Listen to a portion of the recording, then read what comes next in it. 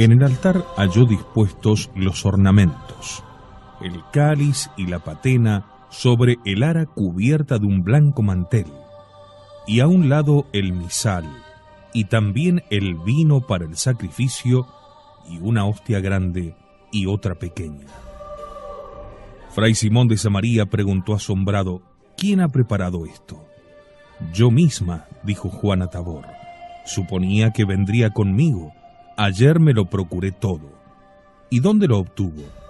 Las monjas de la expectación son mis amigas y me deben algunos favores. La Madre Superiora preparó para mi oratorio todas las cosas. Usted dirá si se ha olvidado de alguna. No, nada falta, dijo Fray Simón, echándose la estola al cuello. Vamos primeramente a rezar la fórmula de Pío IV para la abjuración de los protestantes. Después la bautizaré. Pero yo no soy protestante, replicó ella. Soy pagana. Creo, es decir, creía más en Satanás que en Dios. Hoy creo más en Dios y creo en Cristo, según me lo ha enseñado usted. Pero no estoy segura de haber dejado de creer y amar a Satanás. ¿Amar a Satanás?, interrogó él. Sí. No puedo aborrecer a aquel en cuyo nombre mis padres me engendraron, y que poseyó mi alma antes que Dios mismo, y que en el paraíso terrenal, según refiere el Génesis, profetizó el destino de los que comieran del árbol prohibido. Seréis como dioses, exclamó Fray Simón. Sí, como dioses. La humanidad ha mordido ya el fruto de ese árbol y todos somos como dioses. ¿Hemos de renegar de aquel que nos enseñó la ciencia del bien y del mal? Ella hablaba con una voz extraña y sensual. El fraile se sobrecogió. La belleza de aquella mujer resplandecía con diabólico fulgor. El corazón de carne del pobre hombre era una copa llena a punto de volcarse. Quiero bautizarme y pertenecer a la Iglesia de Cristo en la forma nueva que usted y yo vamos a instaurar, libre de supersticiones y de cadenas. En ella todo se unirá, nada se excluirá, ningún cuerpo, ningún espíritu, ni siquiera el espíritu del mal, ni siquiera el hombre de pecado. ¿Sabe usted a quién me refiero? Al anticristo, murmuró el fraile apenas con un hálito de voz. Sí, al anticristo, que helará la sangre de Cristo en la copa de oro del altar. ¿Por qué no? ¿Por qué no?, repitió el aturdido.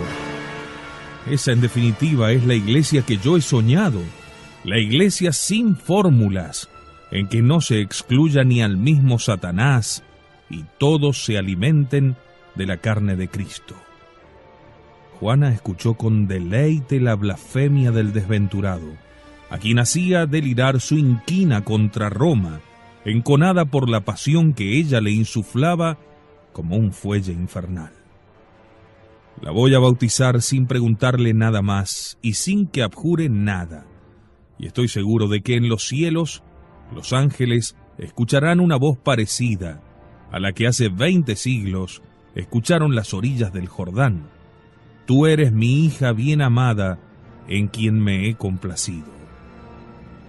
Juana se incorporó sobre la cama, y el fraile derramó sobre su cabeza, ceñida en las sienes por una cinta escarlata, el agua regeneradora del bautismo. Y en efecto, se oyó en las alturas un gemido estridente y prolongado que desgarró las nubes y cortó las carnes como una hoja herrumbrada y heló la médula en los huesos. Ella, sobrecogida un instante, dijo después, para tranquilizar al fraile que había quedado yerto con la cabeza gacha: debe ser la bocina de algún avión que se cruza con el nuestro. Pero la inmensidad del cielo transparente hallábase desierta en todo lo que alcanzaba los ojos. No piense más en eso, exclamó ella y volvióse a acostar. Fray Simón ascendió al altar y celebró su misa, ansioso de acabar aquella escena. Y nuevo Judas por segunda vez entregó a su maestro al dar la comunión a Juana Tabor. Cuando volvió a su camarote, anotó en su diario las tumultuosas impresiones en que se mezclaban los ímpetus de su corazón a las extravianzas de la casuística, que busca excusas a los pecados.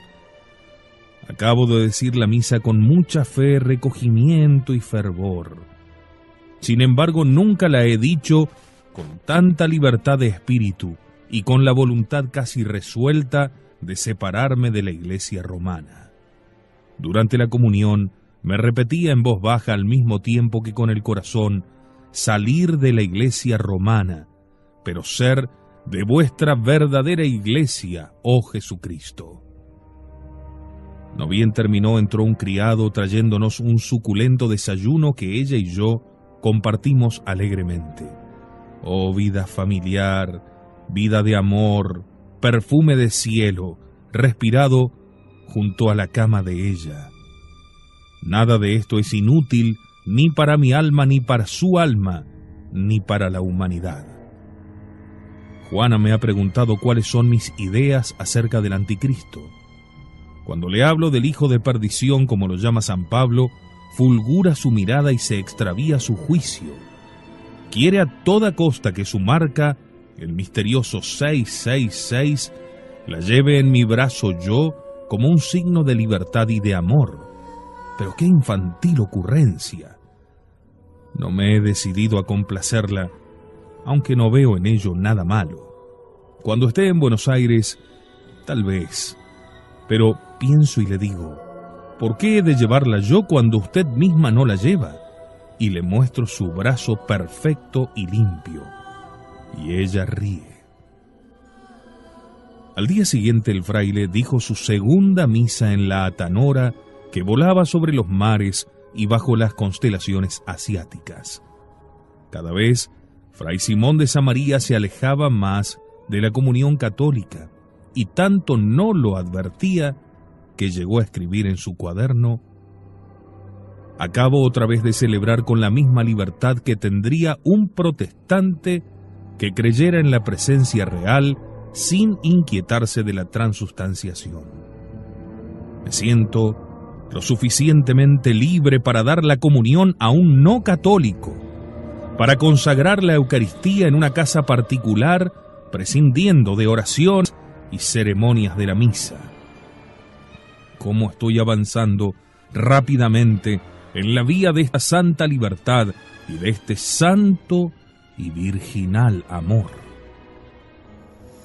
Dejó un rato la pluma a fin de reunir sus recuerdos y prosiguió después: verdaderamente, y según dijo Dios al crearlo, no es bueno que el hombre esté solo. Necesita una compañera semejante a él, aunque esta mujer no puede ser mi esposa. En el sentido terrestre de la palabra, es más que una hermana. Es la esposa de mi alma. Este modo de razonar había acabado por ser instintivo en él. Cada vez que se dejaba arrebatar por un ímpetu amoroso, sentía la necesidad de vociferar contra la disciplina o la teología, para excusar lo que la moral católica le reprobaba. Y a la inversa, cada vez que su encono contra Roma lo hacía creerse un profeta, exhalaba el gemido de la carne mordida por la inconfesada debilidad. Aquel día escribió así: noche de cielo cerca de ella. Los ángeles podían mirarnos y escucharnos, porque nuestros amores eran amores impregnados de una castidad sin tacha. Éramos dos en una sola alma. Tesoros de vida moral y religiosa se acumulaban en mi seno. Hoy me siento más que nunca confirmado en la fe y en el amor al catolicismo. Y otra vez anotó en su diario aquello que Fray Plácido llamaba una falsa justificación de los pecados. Lo que he hecho al declararle mi amor no es un acto fugitivo y sin importancia en la vida, que pueda mañana desvanecerse sin dejar más trazo que un recuerdo encantador pero estéril y vano. Lo que he hecho permanecerá durante la eternidad en 2 almas por de pronto y después, bajo otra forma, en todas las almas que recibirán el contragolpe de ese acto. Es una sustancia de valor infinito que yo acumulo en el fondo de mi ser. Son los misteriosos aluviones que allí va depositando el río de la vida para formar la tierra del futuro milenio. Y lo que me asombra, o mejor dicho, lo que me prueba hasta la evidencia, la presencia de Dios en semejante amor, es la calma inefable que todo mi ser tiene en medio de gozos tan desconocidos y espirituales. Cuando salí del camarote de ella pasada la medianoche, llevaba en mi corazón una felicidad sin igual, y cuando me acosté en mi estrecha cama solitaria, al pie de una cruz, nada igualaba la paz de mi conciencia. Esa noche, antes de cerrar el diario, Fray Simón se acordó de Fray Plácido, que sin dejarse engatusar por la melosa piedad de las palabras, de un tajo, más de una vez, le había descubierto las recónditas intenciones debajo de las palabras repugnantemente piadosas. Y con ira y con obstinación agregó todavía varias líneas en que se trasuntaba la pérdida del rumbo. Marcho sin saber a dónde, no veo a 10 pasos delante de mí, no sé si es la continuación de mi senda o un camino nuevo por donde nadie ha transitado, o es un abismo. Trabajaré para la eternidad, no tengo esperanzas para la vida presente, no las tengo porque soy fraile y es difícil salir de mi orden, no las tengo porque soy sacerdote católico y es imposible salir de mi iglesia. Oh Iglesia Católica Romana, verdadero reino de Dios sobre la tierra, cuánto pesas sobre las almas y sobre las sociedades. Oh tiranía eclesiástica, la más terrible de todas. Oh Señor, que has dicho en el Evangelio, mi yugo es fácil, mi carga ligera, eso no es verdad. No hay yugo más pesado que el tuyo, Señor. La atanora volaba sobre el archipiélago de Sonda, como un rayo de luz por el aire transparente. Guiábala Juana Tabor. A su lado estaba el fraile cuyos ojos tristes miraban con asombro los cielos infinitos, de donde huía su alma, y abajo el pequeño mundo envuelto en nubes, donde se refugiaba. Por la mañana había escrito en su libreta: hoy no he tenido valor para decir misa. Al verme ella me contó que tenía fiebre. Usted siempre por la mañana tiene fiebre, le dije. ¿Acaso duerme mal? No me contestó. Después hablamos del anticristo. Quise leerle lo que dice San Pablo en la segunda epístola a los tesalonicenses, pero me interrumpió con los ojos llameantes. ¿Por qué le llamáis el hombre de pecado, el hijo de la perdición? ¿Por qué los católicos lo odiáis desde antes de su nacimiento? En verdad no supe qué contestarle. Hoy quiere que la acompañe en la cámara de comando. Ella conducirá la atanora con su pequeña y dulce mano, que tal vez un día, apoyada sobre mi hombro, torcerá el curso de la historia de la Iglesia. Un rato después, hallábase él junto a Juana Tabor. Ella no pareció darse cuenta. Iba abstraída y su mirada se hundía en el horizonte profundo. Fruncía el ceño en un esfuerzo de concentración mental. De vez en cuando, con imperceptibles movimientos, rectificaba la ruta. ¿Qué no habría dado él por penetrar en sus pensamientos y ver las cosas remotísimas y extrañas que hervían en su alma inaccesible? El sol, cortado por los cristales de la cabina de comando, la envolvía en tan singular resplandor que su tez, habitualmente pálida, parecía tostada como los granos del café. El mísero no pudo contenerse. y exhaló su admiración cuchicheándole sacrílegamente uno de los primeros versículos del Cantar de los Cantares. Nigra sum, sed formosa. Soy negra pero hermosa, como las tiendas de Cedar, como los pabellones de Salomón. Ella halagada sonrió, endulzó el ceño y le respondió con otro versículo del poema sagrado sin apartar los ojos de la azulada proa. No os preocupe el que sea morena, porque el sol me miró. Durante algunos minutos ambos callaron, hasta que ella preguntó: ¿qué dicen del anticristo los exégetas católicos? Se han escrito bibliotecas enteras sobre el anticristo, respondió Fray Simón. Su aparición es creencia de fe en la Iglesia Católica, porque es anunciado por el profeta Daniel y 3 de los 4 evangelistas. Además, San Pablo lo describe en la segunda epístola a los tesalonicenses, cuya lectura usted no quiso oír hoy. Está escrito el nombre, un nombre que ningún intérprete ha podido comprender aún y que solo se comprenderá cuando llegue su día. ¿Cuál es ese nombre?, preguntó Juana Tabor. Y el fraile lentamente recitó el versículo 18 del famosísimo capítulo 13 del Apocalipsis de San Juan. Aquí hay sabiduría. Quien tiene inteligencia, calcule el número de la bestia, porque es número de hombre y el número de ella es 666. Juana Tabor se mordió los labios con ira. La irritaba el que llamasen la bestia a la más hermosa de las criaturas nacidas de mujer. ¿Alguien en 20 siglos ha descifrado lo que eso significa, 666?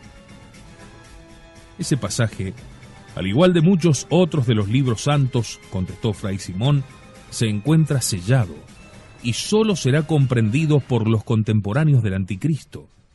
Según el profeta Daniel, esta visión no se entenderá sino en el tiempo del fin, es decir, cuando aparezca el anticristo, lo cual coincide con el anuncio del profeta Jeremías: estas cosas las comprenderéis el último día. ¿Y en qué tiempo aparecerá?, preguntó Juana mirándolo intensamente. Será hacia la consumación de los siglos, pero antes o después de la conversión de los judíos. Bueno, la mayoría de los intérpretes sostiene que el anticristo aparecerá mucho después de la conversión de los judíos, en los últimos tiempos de la humanidad. Pero no ha faltado algún teólogo que sostuviera lo contrario. Esto es, que el anticristo aparecerá antes, pues los judíos lo recibirán y lo adorarán como al Mesías, y su conversión no ocurrirá sino después que él haya sido derrotado y muerto por Cristo en persona.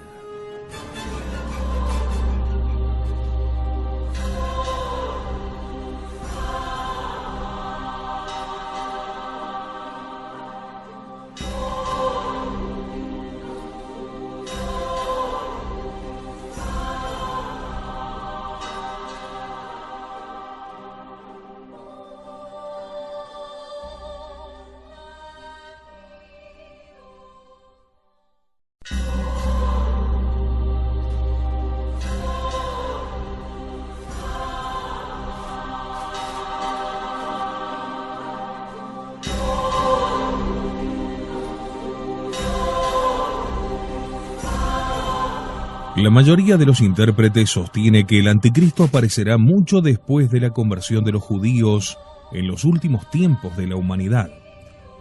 Pero no ha faltado algún teólogo que sostuviera lo contrario.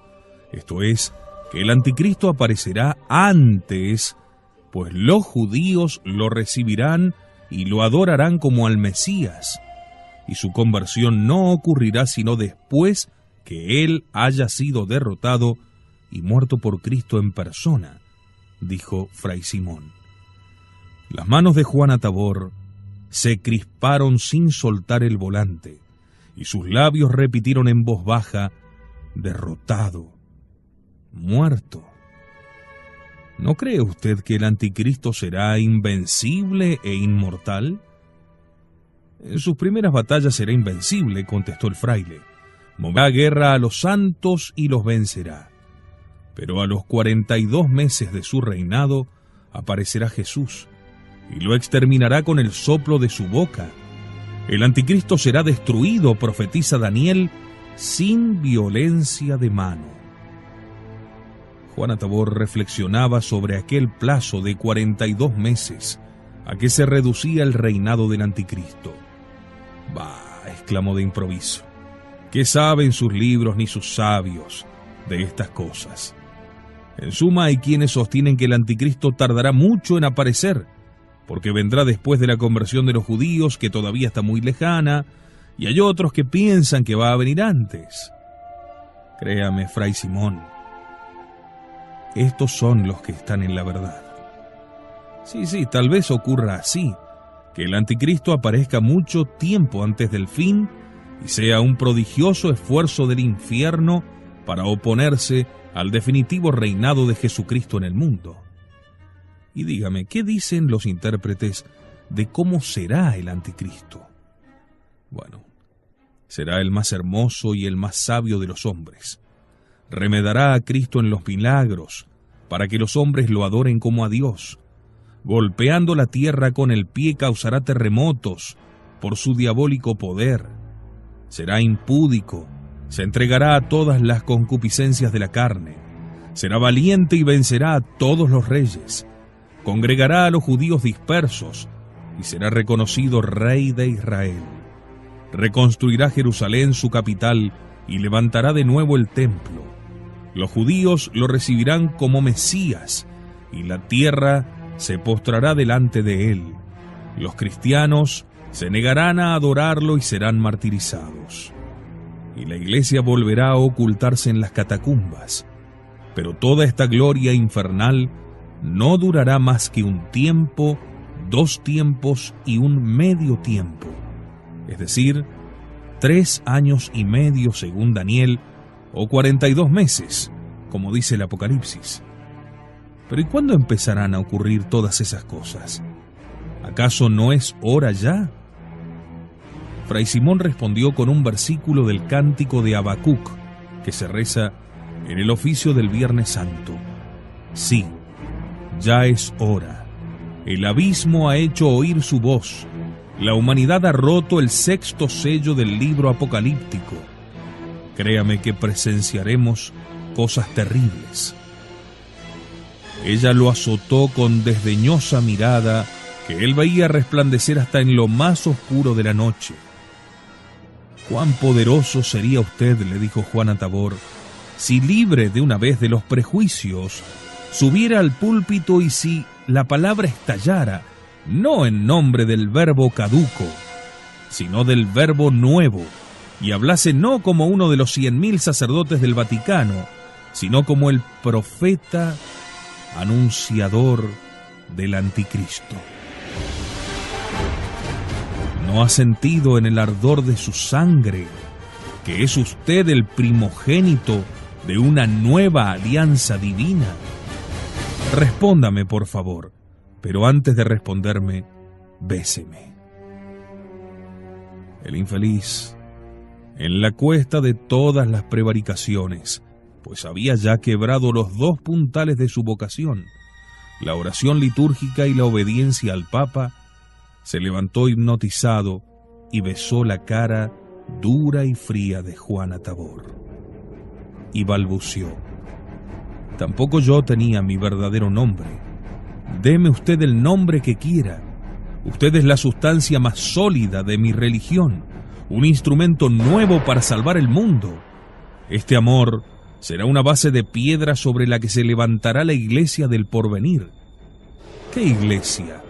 ¿La de Cristo o la de su enemigo, aquel que en el Apocalipsis se llama la bestia?, preguntó imperiosamente Juana Tabor.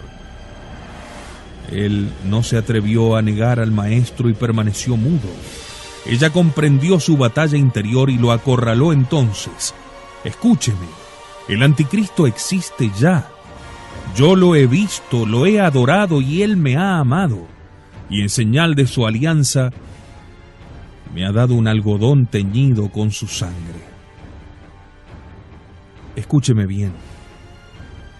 Quiero que mañana celebre su última misa católica. Entre los corporales sobre el altar encontrará ese algodón. Comprenda ahora el nombre incomprensible encerrado en el número 666. El anticristo se llama Rey de los Judíos, lo que puesto en hebreo suma 666, y se llama también Mahoma, lo que en letras griegas suma 666. Judío y musulmán, lo uno y lo otro dan la fatídica cifra 666, que todos, hombres y mujeres, debemos llevar como la señal de nuestro dueño. Mañana, en el momento de la consagración, usted mezclará las dos sangres, la de Cristo y la de su enemigo que ha venido a combatirlo y vencerlo. Soltó el volante, tomó de la cabeza al fraile y lo besó con frenesí. Y él, envenenado por aquella boca satánica, prometió cometer el horrible sacrilegio en la última misa de su vida. Al otro día fue a la cámara de Juana Tabor, y ella, que lo esperaba junto al altar, le anunció: Hoy llegaremos a nuestro destino. ¿Buenos Aires?, interrogó él, pero ella no le contestó y cambió de motivo. Anoche leí el Apocalipsis y he retenido esta promesa: al que venciere yo le daré potencia sobre todas las naciones, las gobernaré con un cetro de hierro y podrá romperlas con un vaso como de arcilla, y le haré la estrella de la mañana. Yo quiero que usted sea el vencedor de los prejuicios, y su mano podrá romper los muros del Vaticano como un vaso de arcilla, y yo seré su estrella de la mañana. Fray Simón se revistió los ornamentos sagrados.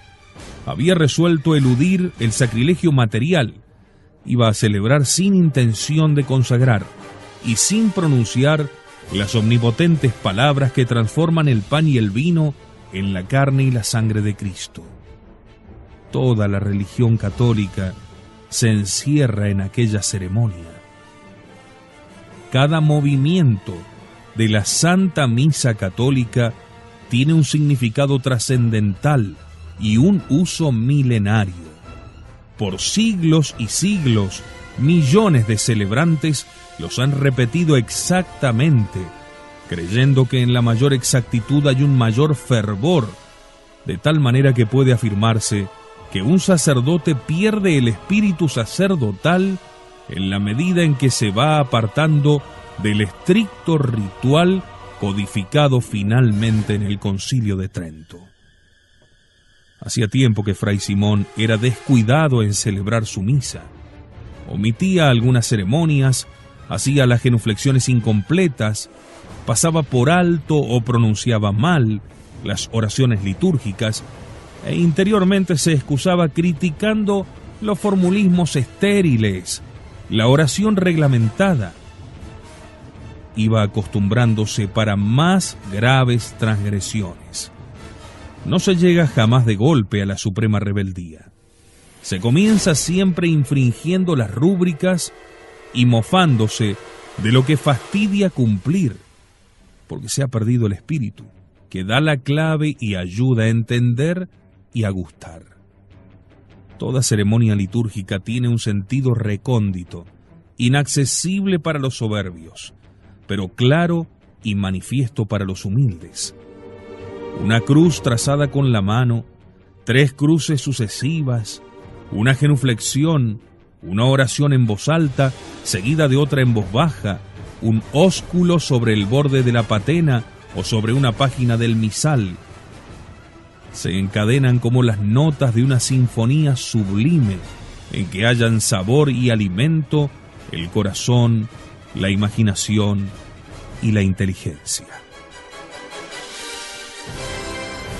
Cuando Fray Simón, inclinado delante del altar y con las manos juntas, pidió a Dios que purificara su corazón y sus labios, como purificó con un carbón ardiendo los del profeta Isaías, concibió el pensamiento de que sus labios estaban más manchados que nunca, pero se rebeló haciéndose esta consideración: si un teólogo me dijera que ese no es un amor religioso, sino una pasión carnal, yo tendría lástima de esa teología. Este es un amor virginal, religioso y sacerdotal, nuevo fundamento de mi vida apostólica y piedra angular de la lejana iglesia del porvenir, preparación del santuario en que se cumplirán los sagrados misterios del Cantar de los Cantares. Este amor es la cosa mejor que existe ahora en la iglesia. Siento sobre mis labios su beso tan puro y tan tierno, y me descubro más cristiano y más católico que nunca. Y diciendo esto se irguió y ascendió al altar, resuelto a celebrar con intención y válidamente la misa. ¿Tiene Dios necesidad de vuestra mentira?, le hubiera preguntado su viejo compañero, utilizando las sarcásticas palabras de Job.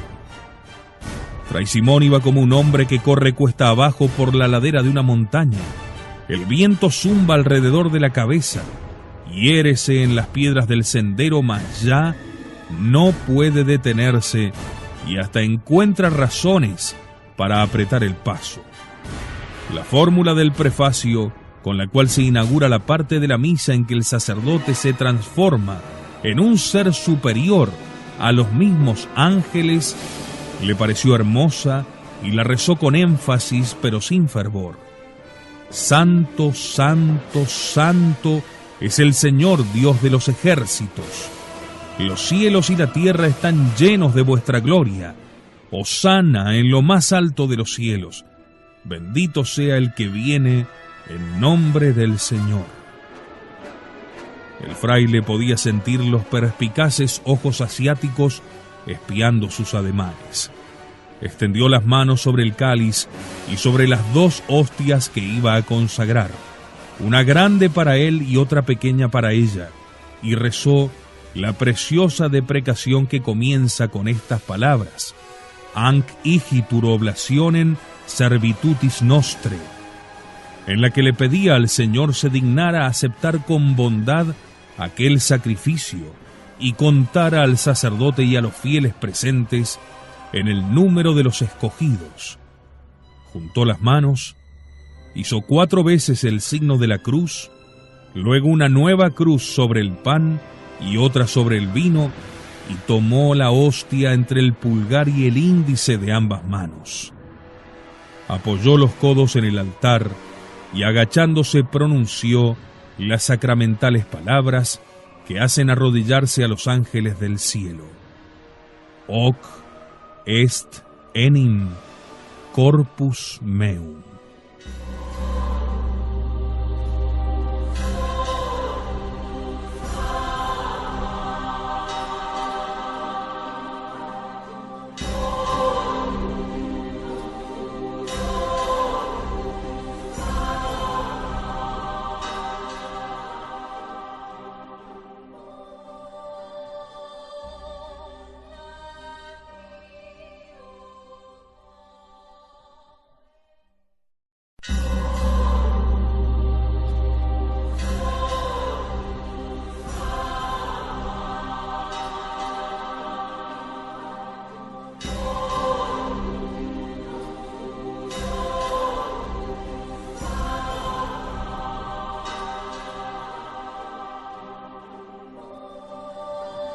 Tomó la hostia entre el pulgar y el índice de ambas manos, apoyó los codos en el altar y agachándose pronunció las sacramentales palabras que hacen arrodillarse a los ángeles del cielo.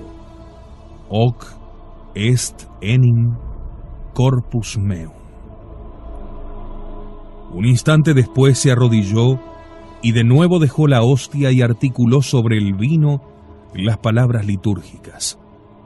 porque este es el cáliz de mi sangre, la sangre del testamento nuevo y eterno, misterio de fe, que por vosotros y por muchos será derramada en remisión de los pecados.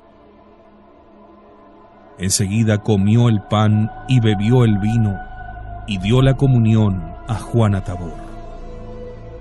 Tras el bocado, como puede leerse de Judas en el Evangelio de San Juan, entró en él Satanás. Fray Simón había cometido uno de esos sacrilegios que sacuden la creación en sus quicios de eterno bronce, pero su alma engañada parecía estar serena y tranquila, afianzada en la insensata pretensión de ser la piedra angular de la iglesia del porvenir, en cuyos círculos cabrían todos los hombres, aun aquellos que blasfemaban de Dios y que combatían a Cristo.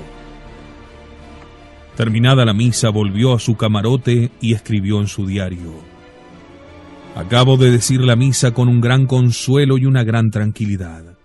Había resuelto no celebrar nunca más una misa válida, pero una vez en el altar me sentí irresistiblemente impulsado a pronunciar las palabras litúrgicas, con intención de consagrar, para que fuese real y efectivo, lo que un católico llamaría el horrendo sacrilegio. Después de haberlo hecho así, estoy asombrado de mi calma, y esta ciertamente no será mi última misa. Siento que llevo en mi corazón no solamente el porvenir de la Iglesia, sino también su presente, y que nadie puede arrebatarme la misión que Dios me ha confiado, ni siquiera el Papa. El Papa no es el amo de la Iglesia y de las almas, sino su servidor. Llegando a Buenos Aires, subiré al púlpito y proclamaré la Iglesia del porvenir. Pensó que sería excomulgado, arrojado del convento. Esto le inquietó porque perturbaría sus planes. Él quería destruir la Iglesia romana, pero procediendo al revés de cómo habían procedido todos los reformadores. Ellos la atacaron desde fuera. Pues bien, él se humillaría, aparentemente se sometería, y desde adentro realizaría su empresa destructiva. Tal vez lo único que le impediría hacer esto sería el pensamiento de aquella mujer, con la cual no podría unirse mientras permaneciera en la disciplina de su estado. ¿Cuál de las dos fuerzas que se disputaban el imperio de su pobre alma terminaría prevaleciendo? ¿Sería el amor? ¿Sería el odio? Quiso permanecer encerrado todo el día y no dejarse ver más de Juana Tabor hasta Buenos Aires, y a fin de que ella no se extrañara, le envió este recado con el sirviente: siempre todas mis alegrías fueron tristes, en adelante todas mis tristezas serán alegres, porque Dios me ha entregado a usted. Estoy triste, pero soy feliz.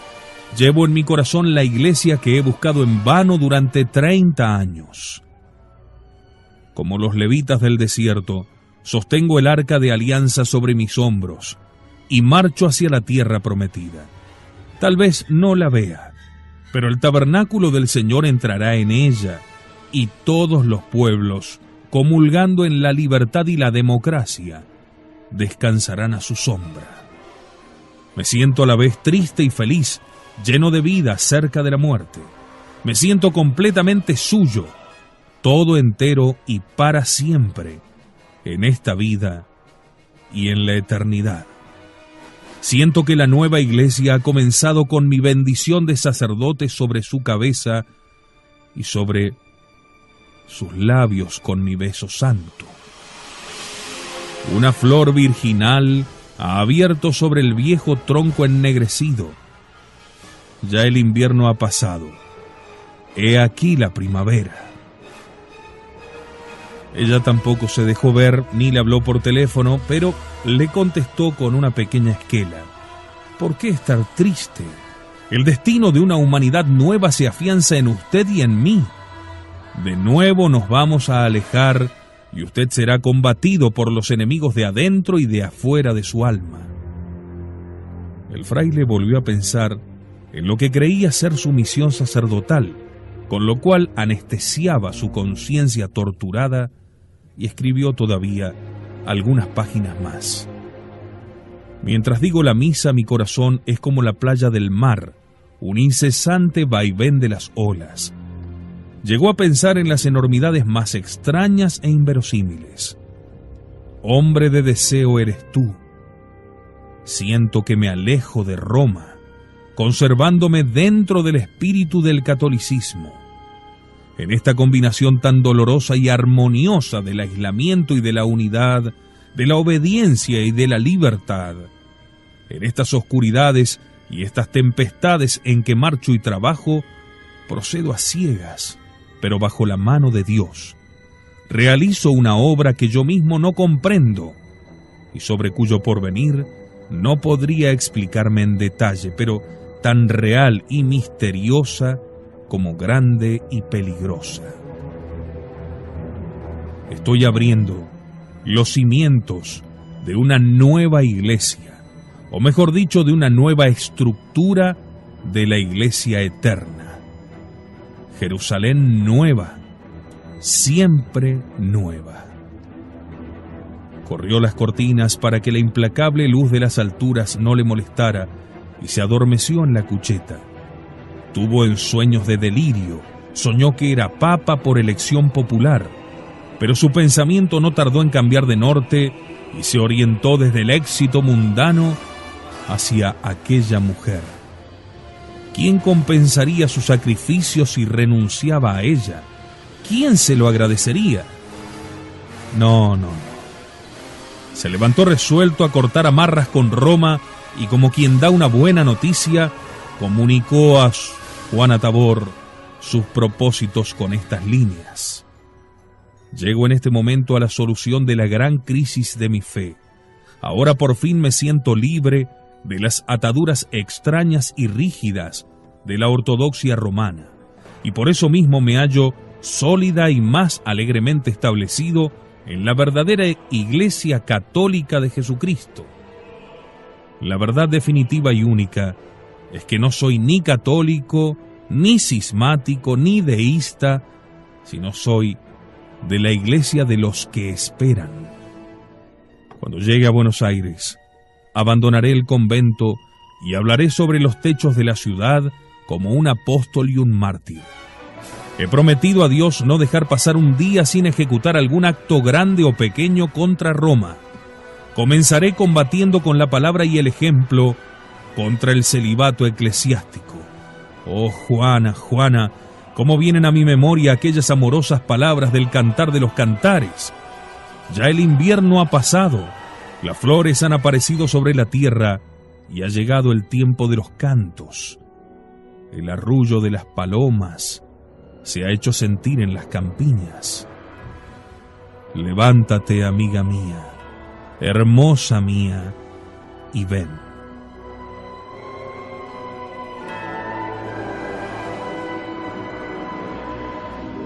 Mandó aquella página y esperó que Juana Tabor lo llamaría para felicitarlo por una resolución que ella había infundido y que cortaba definitivamente su vida religiosa. Pero ocurrió todo lo contrario. Ella no lo llamó y se limitó a mandarle otras líneas en respuesta que le produjeron inmensa decepción y lo dejaron perplejo y angustiado. ¿Qué significaba esto? Hoy llegaremos al final de nuestro viaje, pero no es Buenos Aires. Le guardo una enorme sorpresa. La Iglesia Católica no es el único camino de salvación, mas para usted es el mejor. Debe volver al convento sometido a la autoridad del Papa. Debe reformar su orden y abrir sus puertas a nuevas vocaciones. Hasta ahora, todos sus esfuerzos han fracasado por haberse aferrado a normas contrarias al espíritu liberal del siglo. abra sus puertas a los templarios y entrarán a torrentes y tendrá un convento en cada ciudad del mundo y será el general de una orden religiosa que trazará su camino al mismo Papa. El más grande error de los enemigos del Papa es que pretendieron destruir el romanismo saliéndose de la Iglesia. Mala estrategia. El romanismo solo será destruido desde adentro, no por violentos, sino por los humillados que tuvieron la fuerza de quedarse tras los muros de la odiada ciudadela. Usted no puede salir de su convento, usted no debe salir. Acuérdese de lo que se lee en el libro de los Macabeos. Los judíos que abandonaron su ley, pero se quedaron adentro de la ciudad, contribuyeron a su derrota abriendo las puertas al enemigo. Hoy llegaremos a mi palacio en el desierto del Tar, y desde allí usted comenzará sus obras, que no será en la carne, sino en las almas. Y terminaba con estas líneas subrayadas enérgicamente. Atienda mi voz. Su obra no será la conversión de una mujer, sino de un pueblo de 400 millones de almas que esa mujer le entregará sin entregarse ella misma. Es verdad, ya el invierno ha pasado, pero no son los tiempos de escuchar el arrullo de las palomas, porque todavía las flores de esta primavera serán flores sangrientas. Que mi mano sobre su hombro sea más fuerte que la mano de un arcángel.